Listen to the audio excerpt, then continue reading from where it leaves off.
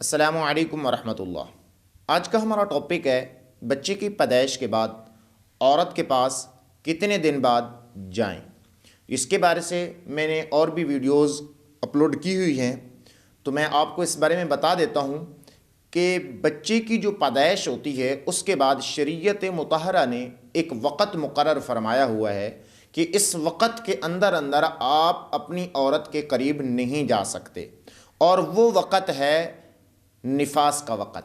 یعنی یہ جو نفاس کا وقت ہوتا ہے، اس وقت کے اندر آپ اپنی عورت کے پاس نہیں جا سکتے۔ اور نفاس کا وقت کتنا ہوتا ہے؟ نفاس کا وقت 40 دن ہوتا ہے زیادہ سے زیادہ۔ جب 40 دن گزر جاتے ہیں تو اس کے بعد آپ اپنی عورت کے قریب جا سکتے ہیں۔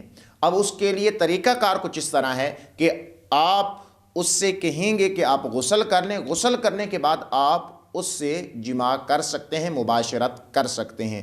اس سے پہلے اگر آپ حالت نفاس کے اندر اپنی عورت کے ساتھ وطی کریں گے، جماع کریں گے، تو عورت کو بھی تکلیف ہوگی اور آپ بھی گناہ گار ہوں گے، اور اس کے لیے آپ کو توبہ کرنا بھی لازم ہوگا۔ اگر ہو سکے تو کچھ نہ کچھ صدقہ کر دینا بھی لازم ہوگا۔